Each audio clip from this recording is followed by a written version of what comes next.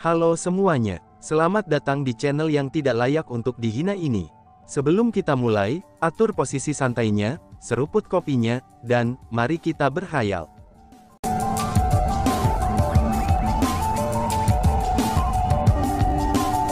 Melanjutkan cerita sebelumnya, aku tidak memanggil senior di sini untuk membuat keputusan tentang masalah ini.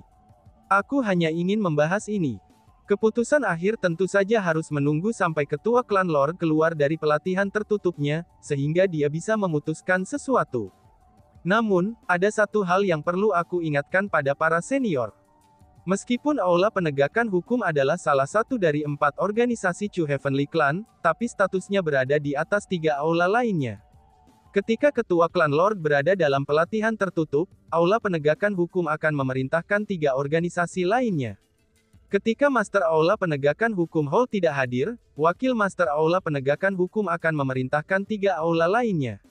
Jadi, aku ingin bertanya sebagai gantinya. Lebih tepatnya, siapa yang tidak sopan sebelumnya?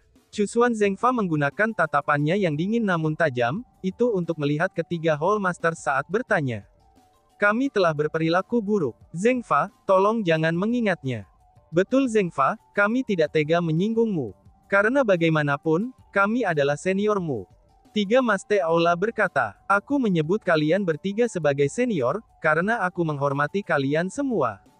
Namun kami saat ini berada di Istana Utama 4 Aula.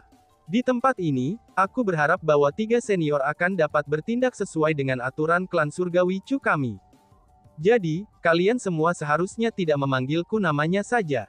Meskipun aku hanya wakil Master Aula, karena aku adalah wakil Master Aula dari Law Enforcement Hall, maka posisi aku masih di atas kalian, kata Chusuan Zengfa.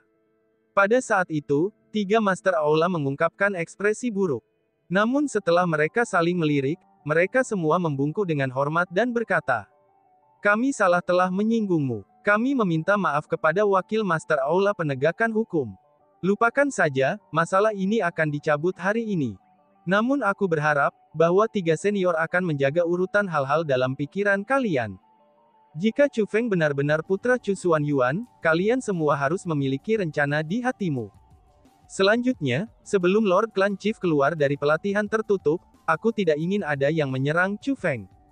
Kalau tidak, jangan salahkan aku karena tidak sopan, alis Chusuan Zengfa menyipit saat berkata. Dia melihat ke arah 3 Aula Master dengan tatapan yang sangat tajam.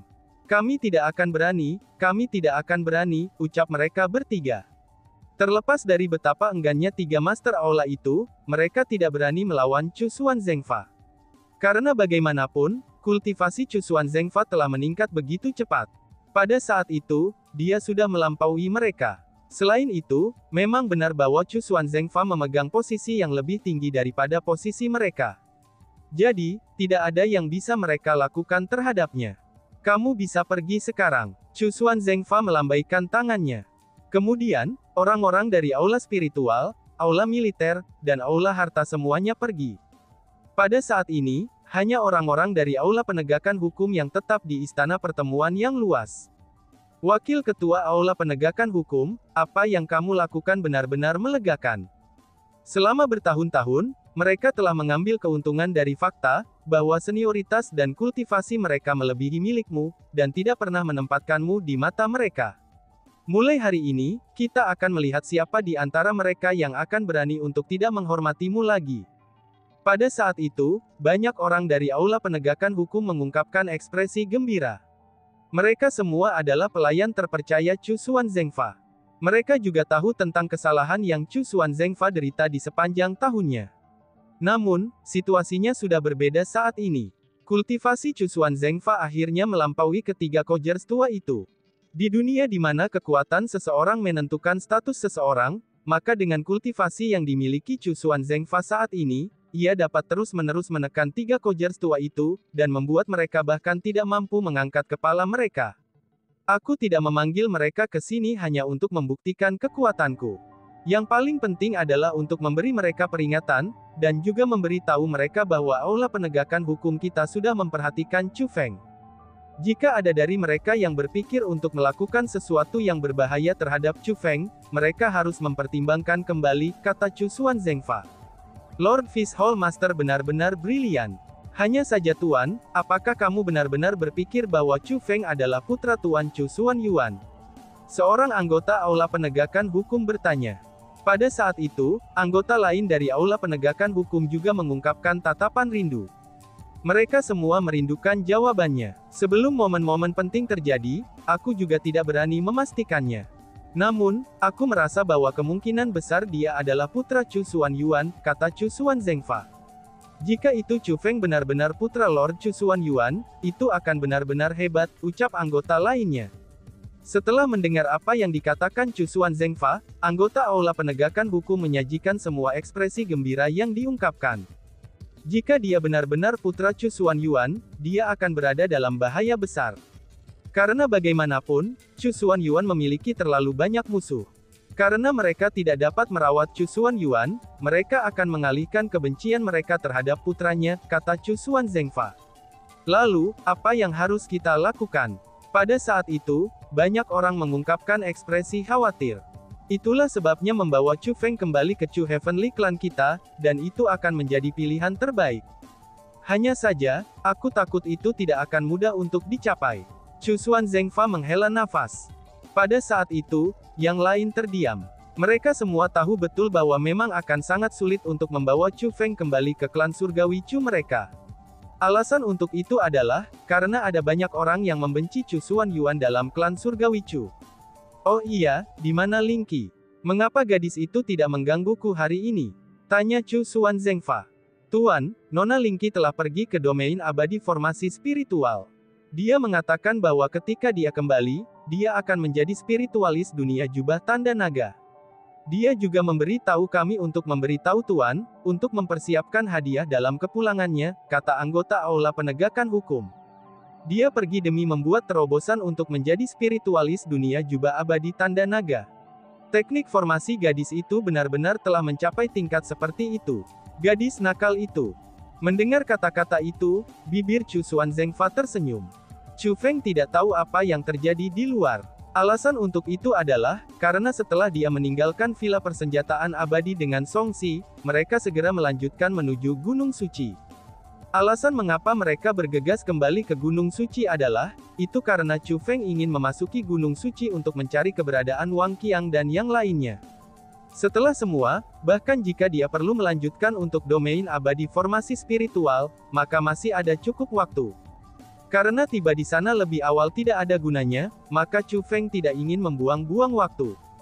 Selain itu, keberadaan Wang Qiang dan yang lainnya selalu menjadi masalah penting yang terus melekat di hati Chu Feng.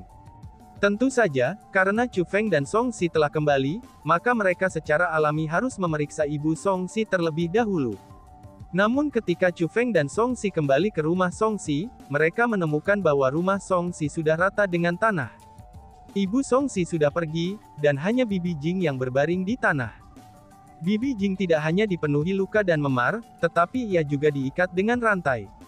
Rantai itu terhubung ke tanah, dan diikatkan di leher Bibi Jing.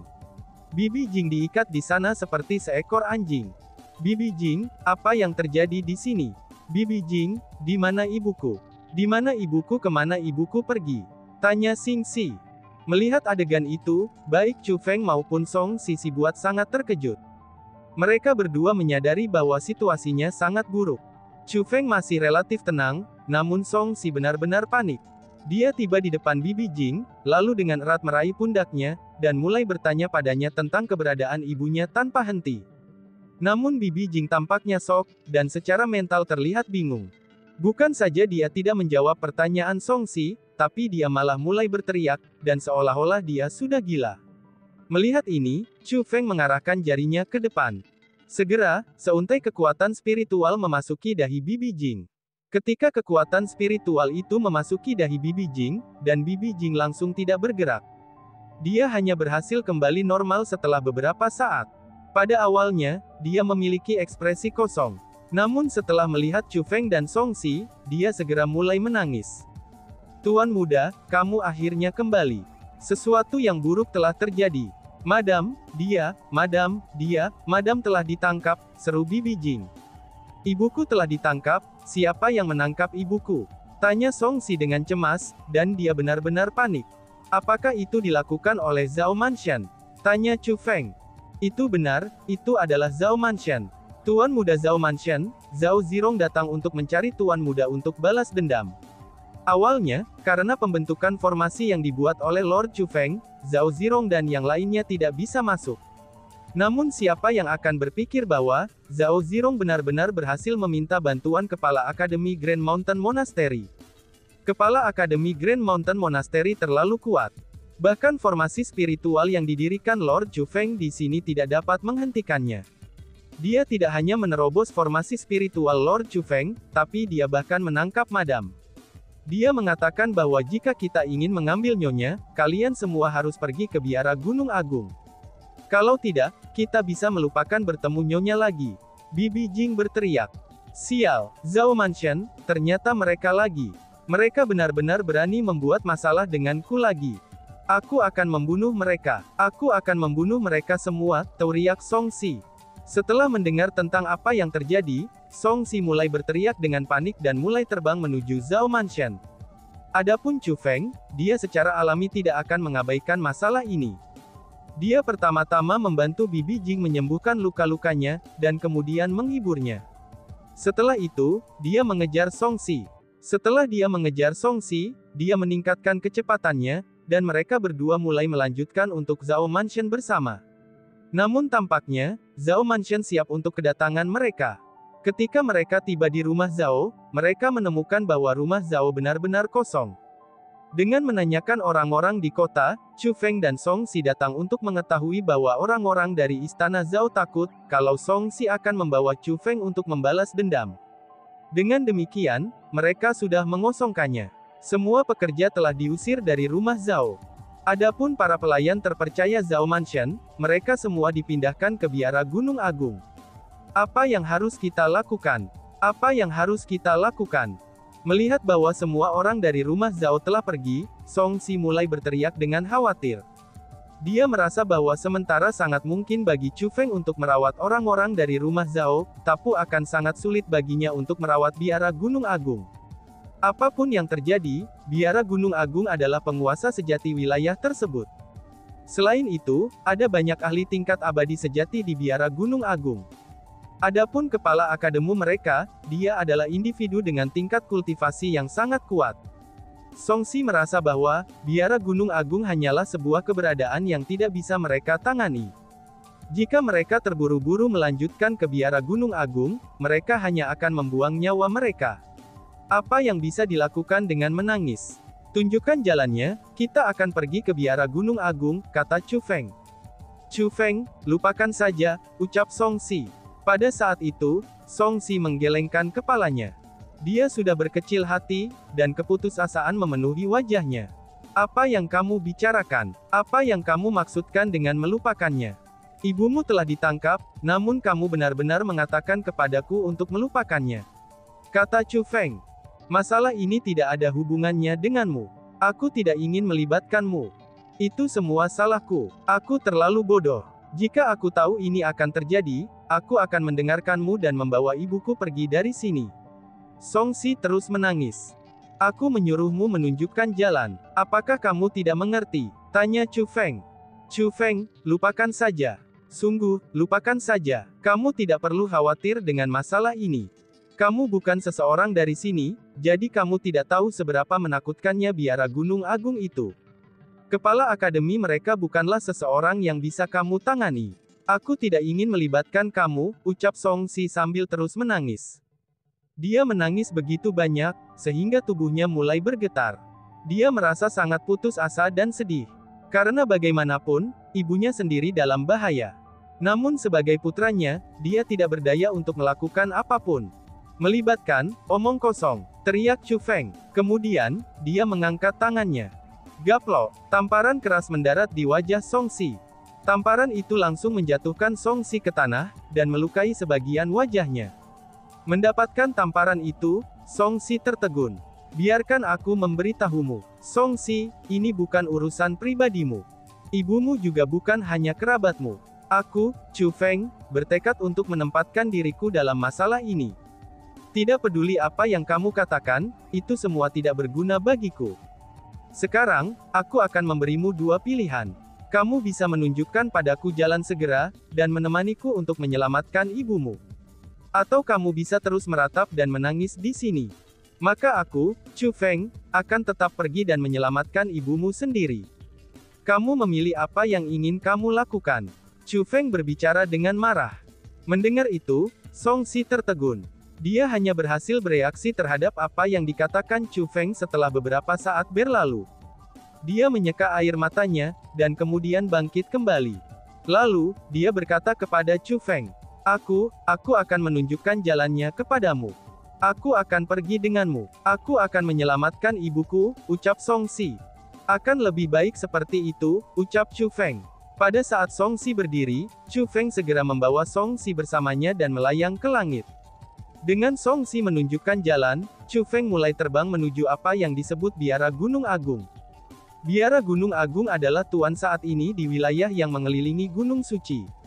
Jika Istana Zhao yang berada di bawah payung Biara Gunung Agung adalah tiran lokal, maka kepala Akademi Biara Gunung Agung akan mirip dengan dewa. Baginya, wilayah di sekitar Gunung Suci adalah wilayahnya. Dia pasti tidak akan memaafkan siapapun yang berani berperilaku kejam di wilayahnya. Maka ketika Zhao Mansion mencari bantuan Zhao Zirong, dan ketika Zhao Zirong meminta bantuannya secara bergantian, ia memutuskan untuk bertindak secara pribadi agar dapat menghancurkan formasi spiritual yang telah disiapkan Chu Feng. Dia berencana menggunakan ibu Song Si sebagai umpan untuk memikat Song Si dan Chu Feng, itu agar dia bisa menghabisi mereka. Selain itu, dia juga telah mempertimbangkan kekuatan Chu Feng yang sebenarnya. Namun sesuai dengan deskripsi yang diberikan oleh Zhao Mansion, dia yakin bahwa Chu Feng tidak cocok untuknya. Setelah semua, dia adalah peringkat 2 True Immortal. Kecerdasan yang diberikan Zhao Mansion kepadanya, itu menyatakan bahwa Chu Feng hanya peringkat 1 Immortal sejati. Dengan demikian, dia merasa bahwa tidak mungkin untuk Chu Feng menjadi orang yang cocok dengannya. Karena itulah, dia tidak membawa masalah itu ke dalam hati. Dia terus hidup dengan sangat hati-hati seperti dewa. Orang-orang dari Biara Gunung Agung, datanglah semuanya ke sini. Tiba-tiba saja, teriakan segera marah terdengar. Teriakan itu bergema di sekitarnya seperti petir. Jangankan gedung-gedung di dalam gunung, bahkan gunung itu sendiri mulai bergetar. Pada saat itu, seluruh Biara Gunung Agung mulai menjadi kacau. Semua orang segera keluar dari gedung, dan melihat ke arah sumber suara. Ketika mereka melihat ke arah suara itu, mereka menemukan bahwa sebenarnya itu adalah dua pemuda yang berdiri di udara. Pada saat itu, banyak tetua dan murid Biara Gunung Agung bingung dengan apa yang terjadi. Mereka tidak tahu tentang hal-hal yang menyangkut rumah Zhao. Dengan demikian, mereka secara alami akan bingung dengan kedatangan Chu Feng dan Song Si. Bajingan kecil, kamu pikir kamu berada di mana? Kamu berani datang ke Biara Gunung Agung kami dengan berperilaku mengerikan seperti itu. Kalian berdua hanya mencari mati.